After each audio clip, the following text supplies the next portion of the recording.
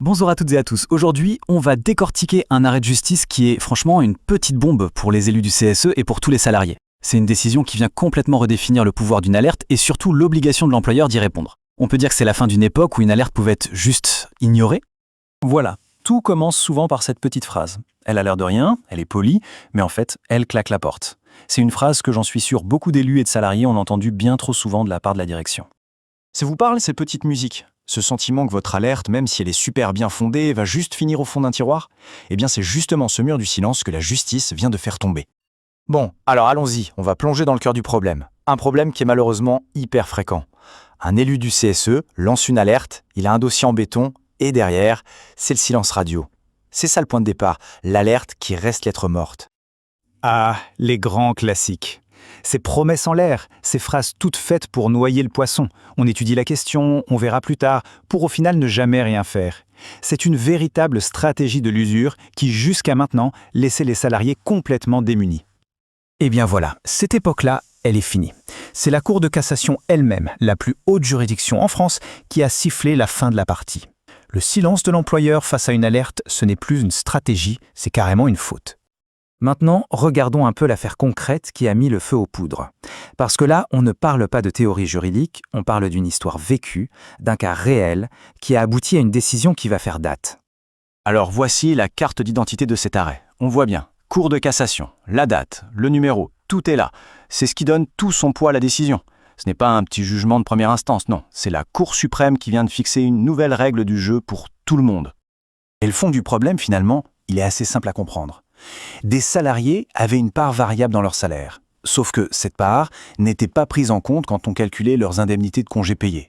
Pour le dire simplement, ils étaient sous-payés pendant leurs vacances. Mais ce qui rend cette affaire complètement folle, ce n'est même pas l'erreur de calcul en elle-même. C'est la durée de l'inaction de l'employeur. On va voir ça maintenant. 10 ans de silence. Imaginez, une décennie entière où l'employeur savait mais n'a rien fait. Regardez cette chronologie, c'est édifiant. Ça commence en mars 2008. Le CSE alerte le DRH, preuves à l'appui en réunion officielle. Et ensuite, un trou noir. Pendant 10 ans, l'entreprise ne bouge pas d'un iota. Il faut attendre l'été 2018 pour que ça bouge enfin. C'est cette attente, cette inaction volontaire que la Cour va sanctionner très lourdement.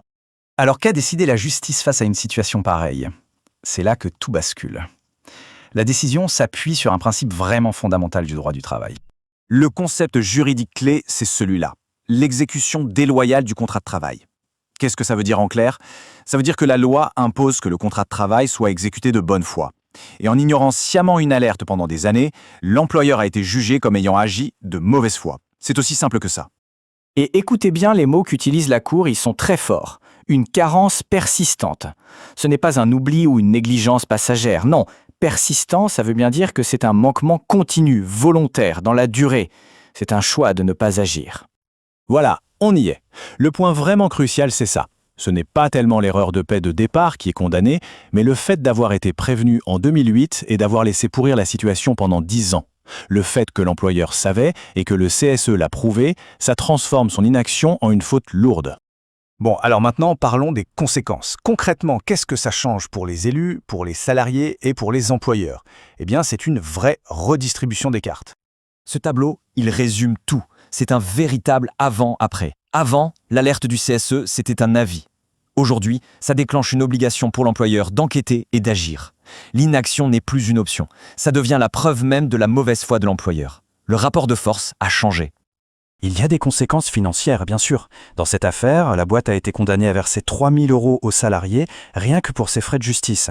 Mais le plus important, c'est que ça ouvre grand la porte à des demandes de dommages et intérêts pour tous les salariés qui ont subi un préjudice. Et là, on peut parler de sommes bien plus importantes. En résumé, le message à retenir est limpide. Chaque alerte que vous faites, si elle est bien documentée, chaque question posée en réunion est notée au procès-verbal. Tout ça, ça a maintenant une véritable force juridique. C'est une preuve que l'employeur était au courant et donc il avait le devoir d'agir. Cet arrêt, c'est un nouvel outil et il est puissant. Il donne aux élus et aux salariés un levier énorme pour faire respecter leurs droits. La question maintenant, ce n'est plus de savoir si l'alerte sera entendue, mais plutôt de bien s'en servir. Alors quelle sera la prochaine irrégularité qui, grâce à cette décision, ne pourra plus être balayée sous le tapis ?